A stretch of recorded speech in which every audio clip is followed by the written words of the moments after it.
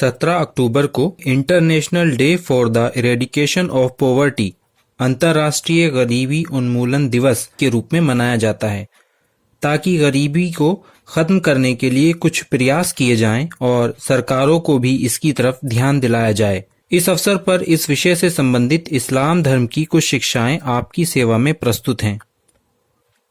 कुरान में एक सिद्धांत बताया गया, तुम अच्छे हो ही नहीं सकते जब तक कि तुम अपनी प्रियतम चीजों को निस्वार्थ खर्च ना करो। यानी अगर कोई मनुष्य ये जानना चाहता है कि वो अच्छाई के मार्ग पर पहुंचा या नहीं, तो उसे चाहिए कि वो ये देखे कि मैं वो चीजें जो मुझे अच्छी लगती हैं, जैसे धन, संपत्ति, योग्यता, समय इत्यादि, आम इंसानों के लिए खर्च करने लगा हूं या नहीं।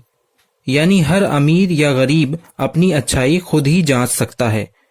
और ये तो एक सत्य है ही कि हर व्यक्ति के पास दूसरों को देने के लिए कुछ ना कुछ तो अवश्य ही होता है।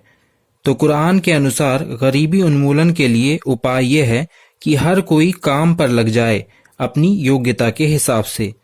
अब सवाल यह है कि क्या कभी ऐसा हुआ है कि गरीबी का पूरी तरह उन्मूलन हो गया हो? तो जवाब है हाँ। 1450 साल पहले जब कुरान के सिद्धांतों को लोगों ने अपनाकर जीवन बिताया, तो एक शहर मदीना के सभी घर गरीबी रेखा से ऊपर हो गए। अब सवाल यह है कि इस्लाम की गरीबी रेखा क्या है? तो इस्लाम की गरीबी रेखा 7.5 तोले सोना है।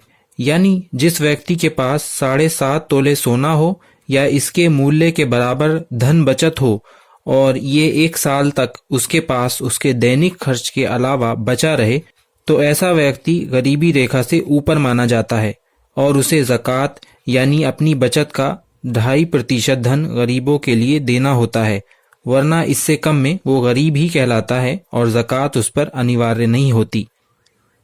ईश्वर के अंतिम दूत मोहम्मद सल्लल्लाहु अलैहि वसल्लम ने कहा, जो व्यक्ति दूसरों से मांगने से रुका रहेगा तो अल्लाह उसे खुद देगा और उसे अपने पैरों पर खड़ा कर देगा, यानी उसकी गरीबी मिटा देगा।